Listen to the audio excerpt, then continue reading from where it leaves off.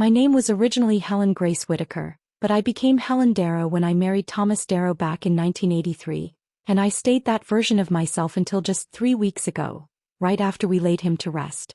I'm 68 now, and though my hands are stiff with arthritis, they still remember how to knead the sourdough my son Ryan used to beg for every Sunday morning, and the texture of my daughter Emily's hair as I braided it for school. I'm telling you all this because before everything unraveled, I truly believed I'd raised decent children. Thomas battled pancreatic cancer for 14 brutal months. One of those silent killers that gives you just enough time to file paperwork but not enough time to live with the truth. At first we kept it to ourselves. The kids had their own busy lives. Ryan was buried in his finance job out in Chicago, always too consumed to make it home for the holidays, and Emily was off in Santa Fe, still chasing one wellness trend after another, always needing one more check from her dad to get the next business off the ground. I remember Thomas lying in our bed one night, his voice slurring from the morphine, whispering, "They don't need this burden yet. Let them live a little longer without this hanging over them." I nodded because I loved him, but deep down I knew better. I knew our children. When they finally showed up at our modest farmhouse on the outskirts of Maplewood, Virginia, the same house where they were raised, where Thomas and I had built red maple orchards from a patch of wild apple trees into one of the most respected organic farms in the region, they didn't come to grieve. They came with questions. About the will. I remember Ryan sitting at the old oak table in the kitchen while Thomas slept upstairs, tilting his head like a consultant and saying, "Mom, I'm just being realistic. The medical bills must be piling up. Have you two thought about downsizing? This business can't be easy to run alone." He'd left Maplewood the moment he turned 18, calling it claustrophobic and saying the soil smelled like stagnation. He'd only returned when he absolutely had to, and even then he stayed at a hotel because, in his words, "the country air messes with my sinuses." But now, all of a sudden in his father's final weeks, he'd developed a sudden fascination with the very orchard he used to mock. Emily arrived 3 days later, towing 6 designer suitcases and the scent of overpriced failure. She tried 5 wellness startups in 8 years, each one funded by Thomas, and each one dropped the second it required actual effort. And yet she hugged Thomas with real tears in her eyes, and even curled up in a chair by his bed the night before he passed. Maybe that's why it still stings what happened after. The funeral was small, just like Thomas would have wanted. We buried him on the hill overlooking the orchards, where the first white blossoms were just starting to open. I stood between our children as they lowered him into the ground, Ryan's arm rigid around my shoulder, Emily sobbing into a monogrammed handkerchief I didn't recognize. "He's at peace now," said Pastor McKinley, and I remember wondering if that was true, or just what people say when there's nothing left to fix. Thomas and I weren't really church folks, but we attended often enough that Pastor McKinley knew to focus on his love for the land rather than some vision of heaven. What I remember most about that day wasn't the burial. It was the silence afterward. The house echoed with it. Neighbors dropped off casseroles and whispered about Thomas's kindness, how he helped Mr. Langston keep his dairy running during the crash, or gave the Tucker boys a chance at summer jobs. No one said anything about how he built this place from scratch while raising 2 children who somehow never inherited his values. That evening, after the last guest left, I turned to Ryan and Emily and said quietly, "I've made up the guest rooms. I thought maybe tomorrow we could go through some of Thomas's things together, just the 2 of us." But Ryan looked up from his whiskey glass, setting it down with that exact deliberate motion that used to remind me of his father, and said, "About that, Mom," before glancing toward Emily. "We've been talking, and we think it's best to get everything wrapped up quickly. We both need to get back." "Wrapped up?" I asked. "You mean, the estate?" Emily didn't even look up as she scrolled through her phone. "The house, the orchard, the paperwork. Ryan and I need to figure out next steps." I'd expected them to grieve. Maybe share a memory or two about their dad. What I got felt more like a business meeting. Ryan opened his laptop right there on the dining table. The same table where we'd once celebrated birthdays and graduations and eaten pie after long harvest days, and said without meeting my eyes, "Dad and I talked about this last year. He was worried about you taking on another loan. The orchard needs new investment, better infrastructure. The house is too much for someone your age." I repeated his words, my age, like they turned sour in my mouth. "I've been running that orchard beside your father for 40 years. And you've done a beautiful job, Emily said in that sweet, professional tone she uses when trying to sell overpriced herbal cleanses to wealthy women online. But it's time to think about your future. A retirement community could give you friends, activities. I already have friends. I already have activities. But even to my own ears, my voice sounded far away. This is my home. It's all our home, Ryan corrected and then added, Dad left the business to Emily and me. He wanted us to take care of you, but he also knew the orchard needed younger leadership. I stared at my son, this polished stranger in a tailored jacket, someone who thought he understood soil just because he could balance a spreadsheet. Someone who knew nothing about the trees his father had coaxed back to life through droughts and bitter winters. Show me the will, I said. He slid a document across the table. Not from our family lawyer, but printed on Ryan's firm's stationery. And the signature at the bottom, Thomas's signature, looked too perfect. Too neat. Too steady for a man whose hands had been trembling with pain for weeks. You had him sign this while he was on morphine. The fury that surged inside me wasn't rational. It was raw, instinctual, the same fire I'd felt years ago chasing a fox away from our chickens with nothing but a broom. He was coherent, Ryan insisted. He wanted us to have a clean start. There's a developer interested in buying the land. They're planning a luxury community, Emily added, her voice almost gleeful. They're offering $7 million. Mom, we could all have a new beginning. A new beginning. As if the life Thomas and I had built was some outdated thing to be tossed aside. As if red maple orchards, our sustainable practices, our decision to avoid exploitative grocery chains, the 10% of our harvest we donated each year to Blue Ridge Food Bank, meant nothing next to rows of vinyl-clad homes for rich city families. Your father would never have sold this land to a developer, I said quietly, trying to keep my voice from shaking. And I never signed a thing. You don't have to, Ryan replied, tone calm and polished. Everything was in Dad's name. The business. The property. Virginia isn't a community property state. That's when I knew this hadn't been some last-minute decision. They'd planned this. Maybe even before Thomas got sick. How long had Ryan been waiting for his father to die so he could cash out? How many of Emily's calls were really about her dad's condition, and how many were just check-ins on the timeline? I stood up slowly. I need time, I said. I'm going to bed. We'll talk more in the morning. But there wouldn't be any talking. That night, I lay awake in the bed Thomas and I had shared for over 40 years, staring at the same ceiling, listening to the creaks in the floorboards. My children down the hall were making final plans.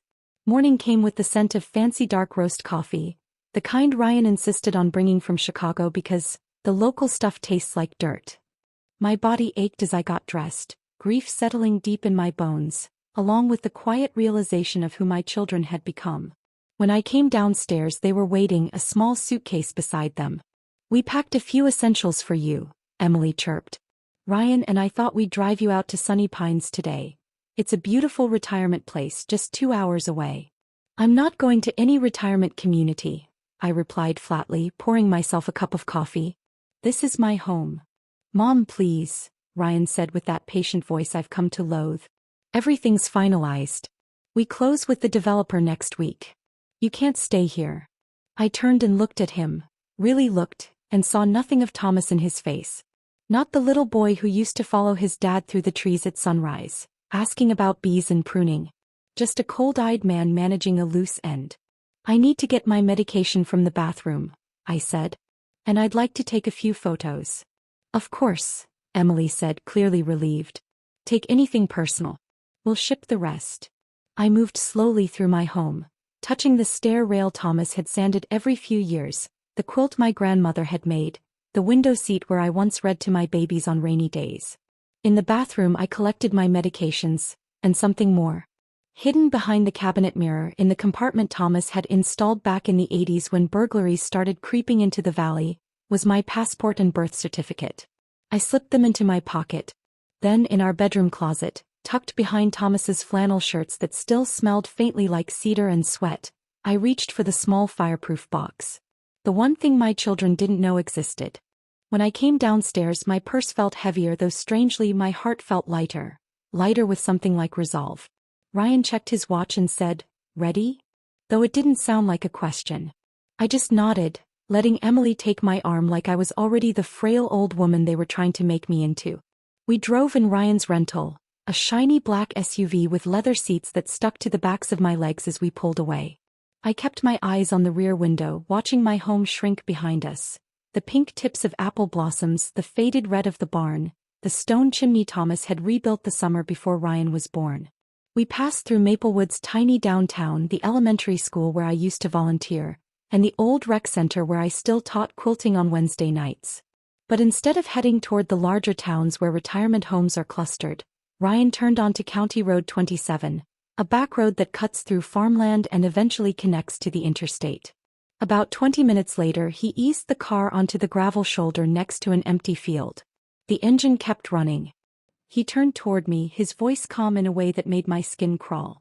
"This is where you get out, Mom," he said. "The house and business are ours now." I blinked at him, thinking I'd misheard. Emily looked confused too. "Ryan, what are you doing?" she asked. "What we agreed on," he snapped, suddenly impatient. "Mom's going to fight us. Contest the will. Make a scene with the developer. This is simpler. She's got her medication, a change of clothes. There's a gas station a few miles up. She can call one of her little quilting friends." And with that he leaned across me and opened my door. "Get out, Mom." I stared at him, searching for even a trace of the boy who once picked wildflowers for me on Mother's Day, and found nothing. Then I turned to Emily. Her eyes flitted between us, her mouth opening and closing like she wanted to speak but couldn't find the words. "Emily?" I asked, though I already knew the answer. She'd side with him. He always had. "I'm sorry, Mom," she whispered. "It's just, we really need this money. I have debts." I nodded once, gathered the purse and suitcase they'd so thoughtfully packed for me, and stepped out onto the gravel shoulder. The spring air was cool and smelled like damp soil, like rain was waiting just behind the clouds. I stood there, clutching my things as Ryan pulled away without even a glance in the rear view.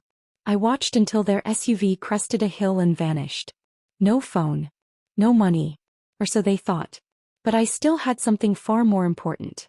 My name and what they didn't realize I still owned. And that's when it hit me. I wasn't abandoned. I was free. Free from pretending these two entitled strangers deserved my love just because I brought them into the world. Free from carrying the burden of motherhood when all they saw in me was a hurdle to be cleared.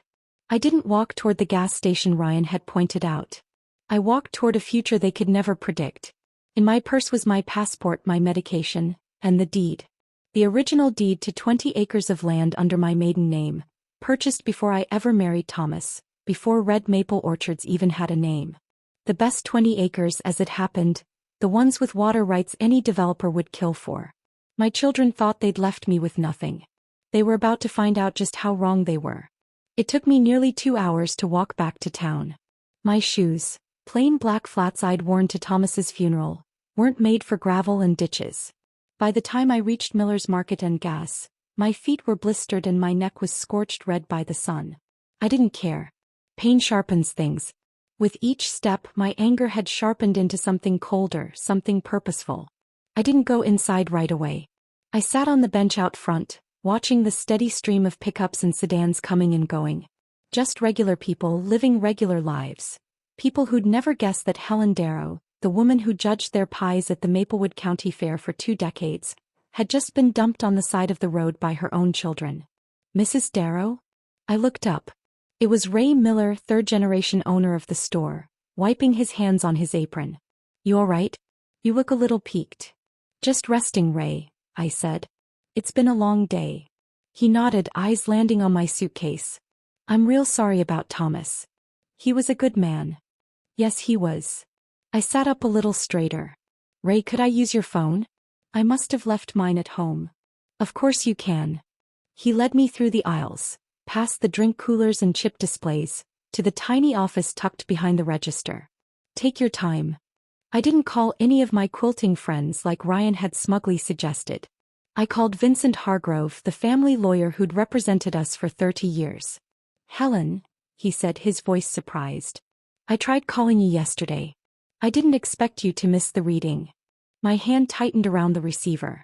"What reading?" I asked. Vincent was quiet for a moment. "The will reading. Your son presented a document, but I had concerns." I've been trying to get a hold of you. I kept my voice calm, though fury simmered beneath it.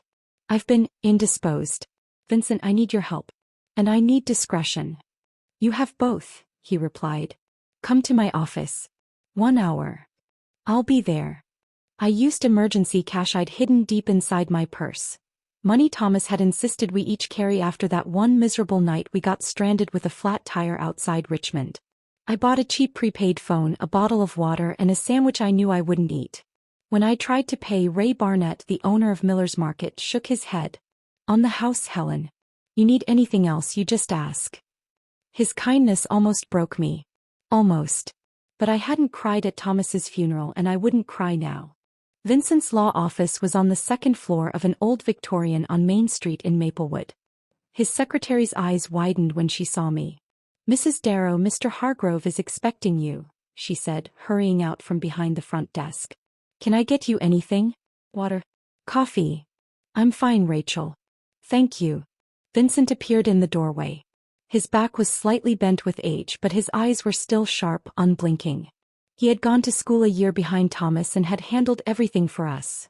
Our land purchases, business filings, wills. He led me into his office and, instead of sitting behind his desk, he pulled a chair beside me. Tell me everything. So I did. The conversation after the funeral. The fake will. The roadside betrayal. With each detail, Vincent's face darkened. The will they showed you, he asked. That's not the one Thomas and I finalized last year. What they brought is a forgery. I nodded. I thought so. I reached into my bag and pulled out the fireproof box. From it, I retrieved the deed, 20 acres of land in my maiden name. They don't know this exists. Vincent took the document, eyes scanning slowly. Smart. Very smart. You and Thomas were always planning ahead. He had the idea to keep this portion in your name, called it insurance, just in case the orchard ever failed. Well, now it's a different kind of insurance. Vincent laid the deed carefully on his desk. What do you want to do, Helen? I looked him in the eye. I want my home back. I want the business Thomas built. And I want my children to understand exactly what they've done. Vincent didn't flinch. He just nodded. Let's find you a place to stay for the night. My sister's got a vacancy at her B&B. We'll start legal proceedings in the morning. No, I said, shaking my head. We don't have that kind of time. The developer's closing next week. Realization crossed his face. You're not going through the courts. Not entirely. Courts are for people with time, I said. I have something better. That night, in the lavender-scented calm of Rose Hill bed and breakfast, I made my first call. Not to my children. They could wonder where I was, whether I'd collapsed on the roadside or made it into town. I didn't care. I dialed Harold Winters, regional manager of Blue Ridge Trust Bank, where red maple orchards had banked for decades. Mrs. Darrow, I'm so sorry about your husband. Thank you, Harold. I need your help. I've uncovered troubling activity tied to the orchard's accounts, and I need to secure what's left. My second call went to Martin Adams, the agricultural extension officer who'd worked with us for over 15 years. Helen, I was at the service, I didn't get a chance to speak. I know, Martin. Things have been chaotic. But listen, I need to know if there's been a development application for farmland in the county. Specifically near wetlands. My third call was to Sophie Delaney, editor-in-chief of the Maplewood Sentinel, and Thomas's second cousin. Sophie, I'm managing. But I have something you might want to dig into. Land grabs, agricultural protections, and a little thing called inheritance fraud. By midnight I'd made 7 calls. 7 threads in the web I was weaving. Outside my window, the streets of Maplewood slept peacefully, unaware that Helen Darrow, long known as a kind voice and steady hand, was preparing for war. The next morning I met Vincent again, this time with a yellow legal pad full of notes. I need you to freeze all orchard-related accounts, I told him. And I need an emergency injunction to stop the sale of the land under that forged will. Vincent raised his brows as he flipped through my notes. This is very thorough. I had 40 years with Thomas. I know every vendor, every contract, every handshake deal. And I'm going to use all of it. They won't take this quietly, Helen. I'm counting on that. By noon the wheels were in motion. Vincent filed the injunction. Harold froze the accounts under suspicion of fraud. Martin alerted the environmental board to the protected wetlands. Wetlands that happened to sit right on my deeded 20 acres. I stayed in Vincent's office, watching the hands-on-the-wall clock creep toward 1 p.m. The moment my children would learn their plan had just slammed into its first wall. Then my prepaid phone rang. The number was one they weren't supposed to have. But Vincent made sure they got it. I let the phone ring 4 times before answering, keeping my voice cool and even. "This is Helen." "Mom." Ryan's voice crackled through the line, tight with fury. "What the hell have you done?" I smiled, even though he couldn't see it. "Oh, I've only just started." "Mom, come on. Be reasonable," he snapped. "You can't just freeze the accounts and file injunctions. Do you even understand what you've done to our deal?" "Your deal," I corrected. "Not mine. And certainly not your father's." That's when Emily's voice cut in, high and panicked. Clearly Ryan had me on speaker. "We've been worried sick about you." The lie hung in the air like smoke. They hadn't called the police. Hadn't reached out to anyone in town. They'd been too busy tying up the final knots in their betrayal. "Worried I survived?" I asked. "Worried I didn't just vanish like you hoped?" "That's not fair." Emily whined. He made a mistake." "Shut up, Emily," Ryan barked. His composure was starting to unravel. I smiled again, already feeling the cracks forming in their alliance. "Listen closely. You've got one shot to walk away with something. Withdraw the fake will. Sign the orchard and house back over to me. In return, I'll give you each a one-time payment, $50,000. After that, we're done." Ryan laughed, bitter and ugly. "You're insane. You've got nothing. The will is binding." "The will," Vincent said calmly, leaning closer to the speakerphone on his desk, "is a forgery. As the attorney who drafted Thomas Darrow's real will, I'm prepared to testify to that." There was a pause. Heavy, bitter silence. "You have 24 hours, I said, then hung up before they could answer. Vincent leaned back in his chair and studied me. "You realize they'll probably reject your offer." "I'm counting on it." I stood and grabbed my purse. Now I need to visit the bank in person. The next day moved like a storm. Endless forms, hushed meetings in back offices, phone calls with old contacts. People who had known Thomas and me for decades. Neighbors, vendors, former staff. Came forward not out of pity but out of respect. And maybe just a bit to watch the fall of the Darrow children who had long since turned their backs on this town. By evening, I had moved into a small apartment above Brennan's Bakery, owned by my old friend Lucille Brennan, whose daughter had started kindergarten with Emily. "Stay as long as you need," she said, pressing a key into my palm. "That boy of yours never did right by this town. Or by you." That night I slept better than I had in weeks. The scent of fresh bread rising from below wrapped around me like a blanket. The next morning, dressed in borrowed jeans and a sweater from Lucille, I got back to work. At exactly 9 a.m., I walked into the county deed office and filed documents proving my sole ownership of the original 20 acres, including the main house, the barn, and most critically, the property's water access. At 10 o'clock, I met with the local agricultural board to discuss conservation easements that Thomas and I had quietly locked in years ago, restrictions that would make any future development nearly impossible. Even if Ryan somehow kept pushing forward. By noon, I sat in the Maplewood Sentinel office with Sophie, laying out every detail of the story. Documents, dates, emails, maps. The next day's headline was already being typed. "Beloved orchard caught in inheritance scandal. Developer plan threatens protected farmland." At 2 p.m. my prepaid phone rang again. I answered without a greeting. "The offer's off the table." "Mom, you're making a huge mistake," Ryan said, his voice no longer arrogant, just rattled. "The developer's lawyers are threatening to sue if we don't deliver. They're panicking." "Sounds like your problem," I said. "Our problem," Emily broke in, desperate. "Mom, please. I used the deposit money to pay off debt. If this falls through, you should have thought of that," I interrupted, "before you left me on the side of the road." "That wasn't my idea," she cried. "It was Ryan's. I didn't know until we were already driving. Their infighting gave me no joy. None of this did. There was no victory in what I was doing. Just a quiet sense of balance returning. The bank records show you withdrew $50,000, I said, my voice as cold and steady as a ledger. 3 days before your father's funeral. Planning your fresh start already, were you? She broke down in sobs. I recognized Emily's dramatic, gulping sobs, ones I'd heard since she was little, any time she didn't get her way.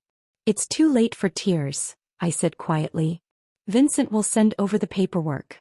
You'll both sign it, formally renouncing all claims to Red Maple Orchards and the house. In return, I won't press charges for fraud, elder abuse and theft." "And the 50,000? Ryan asked, ever the businessman still calculating even with the walls falling in. "That offer expired," I replied flatly. "You get to stay out of jail. That's all." I ended the call, set the phone down on Vincent's desk and stared out the window at the town I'd called home for over 4 decades. Across the street, vendors were setting up the weekly farmers market, just like they had every Thursday morning for years. People bustled about, chatting with neighbors, inspecting fresh produce, smiling in that small-town way where life still made sense, where children didn't abandon their mothers by the side of the road. "They'll fight," Vincent murmured, placing a cup of tea next to me. "Let them." I didn't touch the tea. "I have one more call to make." I dialed a number I hadn't used in years, but never forgot. "Robert, it's Helen Darrow. I think it's time I called in that favor." Robert Walker had been Thomas's college roommate back at Jefferson State, long before either of them met me. Even after Robert moved to Philadelphia to launch what would become one of the biggest real estate law firms in Pennsylvania, he and Thomas stayed close. 30 years ago, when Robert's first firm went under, Thomas had quietly lent him money, enough to rebuild. Now, Robert's firm had a reputation for dismantling corrupt developers with surgical precision. "Helen," he answered, voice warm with recognition. "I've been meaning to call. I'm so sorry about Thomas." "Thank you, Robert. I need your help." I told him everything. The forged will, the roadside betrayal, the developer, Platinum Acres, and what they were trying to do. Robert listened without interrupting. When I finished, the silence stretched long enough that I thought the line had gone dead. "I'll be in Maplewood tomorrow morning," he said finally, voice tight with restrained fury. "Platinum Acres has been on our radar. What they're planning on that orchard violates at least 6 environmental statutes. We've been waiting for a foothold. Looks like you just gave us one." "Good," I said. "But don't let them trick you into anything. I'm not signing a thing until you arrive. And Helen," he added gently, "I'm sorry about your children. I didn't hesitate. I stopped having children 3 days ago. Now I just have adversaries."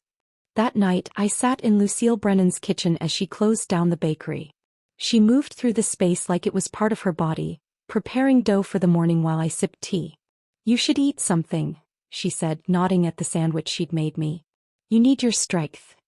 "I'm not hungry," I said. I hadn't been hungry since Thomas died. Food was fuel now. That was all. "Heard Emily's staying at the Maplewood Inn," Lucille added, kneading the dough with practiced rhythm. "Ryan's still holed up at the house. People are talking. Let them talk. The same grapevine my children used to mock was now my ally. Every move they made reached me within hours." "Sophie's article hits tomorrow," Lucille continued. "Front page. I got a call from the Philadelphia Ledger too. They want to run a follow-up. Apparently Platinum Acres is under scrutiny from several directions." I nodded. I wasn't surprised. Robert's call had only confirmed what I'd suspected. The developer had a pattern, targeting older property owners, making big promises and never intending to follow through. Did we do the right thing raising them the way we did? The question slipped out before I realized it, not from nostalgia but from something colder. A need to understand where it all broke. Lucille stopped kneading, her hands still in the dough. "You and Thomas were good parents, Helen. But sometimes the soil's fine and the fruit still comes out bad." I gave a slight nod. There was no point questioning it anymore. The past was buried with Thomas. Only the future and my reckoning remained. The next morning, Robert Walker walked into Vincent's office like a storm in a tailored suit, flanked by 2 younger attorneys carrying thick briefcases. "Helen," he greeted me with a brief, firm hug, then immediately turned to Vincent. "We've already filed injunctions against Platinum Acres in 3 other counties. Now we add Maplewood to that list." For the next 2 hours I watched a master at work. Robert didn't just know the law, he used it like a scalpel, clean and exact. By noon, he drafted filings that would not only block the sale of the orchard but trigger a formal investigation by the state's Environmental Protection Board. He slid a document across Vincent's desk. "We'll need signatures from both of your children. That's the last step to legally void their claims under the forged will." "Vincent says they're refusing," Robert told me, arms crossed, watching my expression. "They'll sign," I said with complete certainty. "They just need the right incentive." I pulled out my phone and dialed. This time I called Thomas Winters, the son of Harold Winters and now assistant district attorney for the county. "Thomas, it's Helen Darrow," I said calmly. "I'd like to discuss pressing criminal charges." Robert arched a brow but didn't say a word as I scheduled the meeting for that afternoon. Once I hung up, he gave a quiet nod. "You've always been tougher than Thomas gave you credit for." I shook my head. He knew. He just never imagined I'd need to use it against our own children. A little after 2 p.m. my phone rang again. "Ryan." His voice was clipped and formal. "We'll sign. But we want written assurance you won't file charges." "I already offered you that yesterday," I said, cool as ever. "Things have changed. Meet me at Vincent's office at 4. Bring Emily." They arrived on time, but they looked like ghosts of themselves. Ryan hadn't shaved and his designer shirt looked slept in. Emily's makeup was smudged, her ponytail uneven, thrown together in haste. Neither of them looked at me as they sat across from where I was positioned between Robert and Vincent. A wall of legal force. "This won't take long," I said. Robert slid the paperwork across the table. "Mrs. Darrow has agreed not to press charges for elder fraud, forgery, abuse, or the attempted theft of business assets valued at approximately $12 million, he explained. "In exchange, you'll both sign these statements acknowledging the will presented was a forgery and formally renounce all claims to Red Maple Orchards, the farmhouse and any associated holdings." Ryan skimmed the pages. His face went pale. "This says we forfeit everything." "Yes," I said plainly. "But," Emily began. "Exactly what you tried to do to me," I cut her off. "Except I'm giving you a legal out. Not dumping you on the side of the road like garbage." "Mom, please," Emily whispered, voice cracking. "I know we messed up, but..." "No," I said firmly, raising my hand. "This isn't a conversation. Sign it or I walk across the street to the district attorney's office and give Thomas Winters the green light. He's expecting my call." At the mention of Thomas, Ryan's face drained completely. He'd known him in high school. Another small-town boy he used to mock, who had now outranked him. "You'd really do that?" he asked, stunned. "You'd send your own children to jail?" "The woman who would have forgiven you anything died on County Road 27, I said, voice steady. "You left her in the dust." He looked down first, then slowly reached for the pen Vincent offered. His signature was shaky, but he signed. Emily took longer. Her hands trembled as she scribbled her name across the page, tears falling onto the paper. "What happens now?" she asked, voice barely audible. "Now," I said, collecting the signed documents, "you leave Maplewood. Today. If I see either of you here again, I'll press charges regardless of what you signed." "And the developer?" Ryan asked, clinging to one last thread. Robert gave a thin smile. "Platinum Acres will be notified that the property was never for sale. We'll also inform them of our intent to file a lawsuit for conspiracy to defraud a widow. It won't go quietly." They didn't speak again. They left the office in silence, walking separately. I watched from Vincent's window as Ryan headed to his rented SUV, and Emily to her red convertible, the one Thomas helped her buy just last year. Neither of them looked back. Not at the building. Not at each other. "It's done," Vincent said softly, locking the paperwork into his safe. "No," I replied. "Not yet. The legal war was over, but mine had one last chapter." "I need a ride," I told Robert. "Where to?" he asked. "Home." The Darrow farmhouse looked exactly as it had 4 days earlier. White siding glowing under the late afternoon sun. Thomas's old rocking chair still sitting on the porch where he'd spent his final spring mornings. Only Ryan's rental car in the driveway showed anything had changed. "You want me to go in with you?" Robert offered as he pulled in behind it. "No," I said quietly. "This part, I do alone." Inside the house was still. Unsettlingly so. I walked through the first floor and noticed small disruptions. Ryan's laptop on the dining table. A half-drunk whiskey glass beside it. Muddy shoes by the door. Something he never would have tolerated back when he still respected this place. Ryan. I called, my voice echoing through the home that had held 40 years of our lives. No answer. I climbed the stairs, trailing my fingers along the banister Thomas had carved the year we moved in. Our bedroom door was ajar, soft light spilling into the hallway. I pushed it open. Ryan stood by the window, his back to me, staring out at the orchard. The room had been torn apart, dresser drawers yanked open, the closet a mess.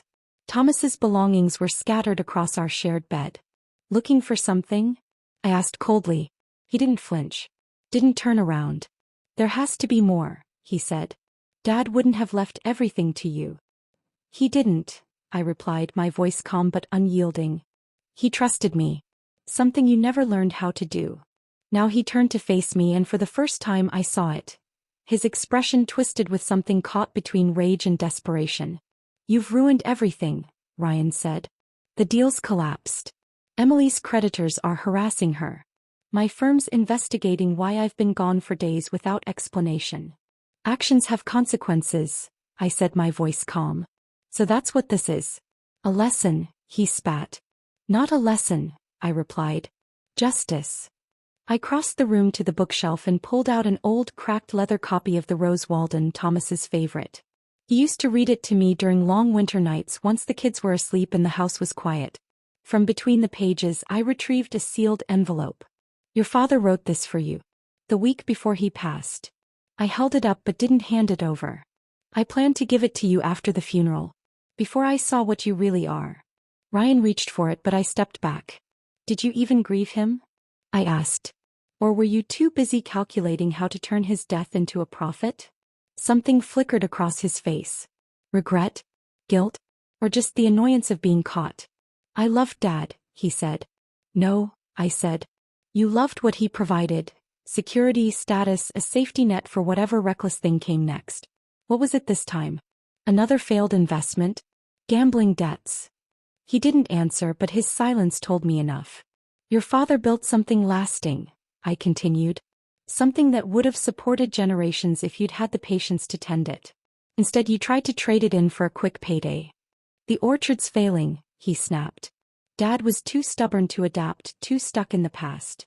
You mean too principled, I said. Too committed to honoring the land, his workers, our legacy. You wanted the money. And I was supposed to smile while you bulldozed our life for another damn condo development. You could have had a peaceful retirement, he argued. A beach house in Florida. No worries. No peace, I corrected, except the lifelong guilt of knowing I let you destroy everything your father valued. He shook his head like I was the one who didn't understand. Take the letter, I said, holding it out. Read it. Or don't. But this is the last time you'll ever step foot in this house. He snatched the envelope and stormed past me without a word. I listened to his footsteps on the stairs, the front door slamming, and the low roar of his rental car pulling away. Only when the sound disappeared completely did I sit on the edge of the bed, surrounded by the chaos Ryan had left behind. I didn't cry. Not anymore. That part of me had been buried back on County Road 27, when I realized my children were no longer mine. Instead, I started putting things back in order. Folding Thomas's flannel shirts, still faintly carrying his scent, collecting scattered photos, straightening the drawers he'd yanked open like a thief. When the sun finally disappeared, I went to the kitchen, made myself a cup of tea and carried it out to the porch. I sank into Thomas's old rocking chair, the one where he used to sit and watch the orchard bloom. Above me, stars blinked in the darkening spring sky. Below, the trees stood silent and strong. Our trees. My phone rang. It was Vincent. I'm home, I told him. Ryan's gone. And you're all right there alone? He asked gently. I've been alone since Thomas died, I said. The only difference now is that I finally know it.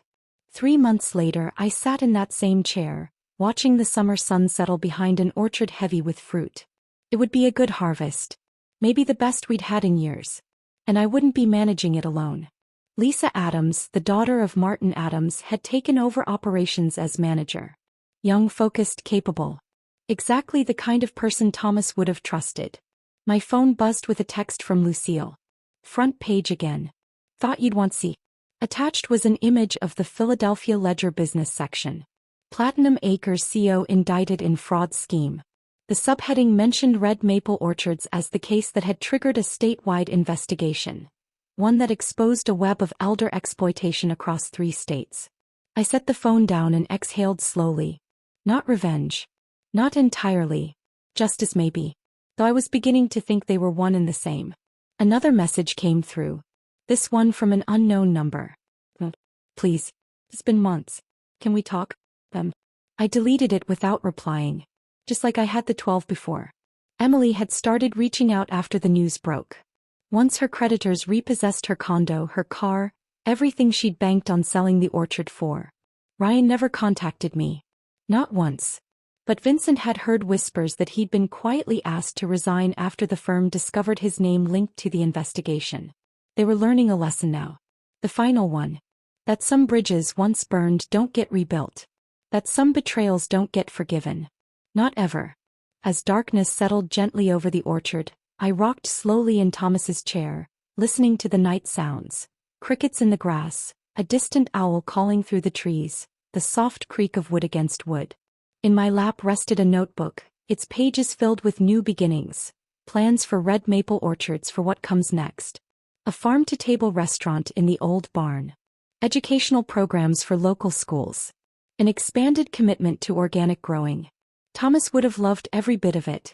We'd spoken about these dreams once, back when our days were filled with promise instead of chemo schedules and hospice care. I'm doing it, Thomas, I whispered into the breeze. Everything we planned. Everything they tried to destroy.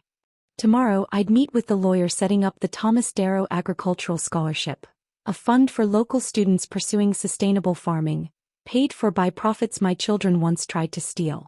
Next week I'd host the first annual community harvest dinner, a gathering to celebrate the neighbors who stood by me when everything fell apart. And in the quiet hours I would return here, to this porch, to this chair, watching over the orchard we built with our hands, our time and our love. The legacy that would live on without our children. Strong. Rooted. Just like the trees. I wasn't alone after all. I was free. That's my story. Some of you might judge me.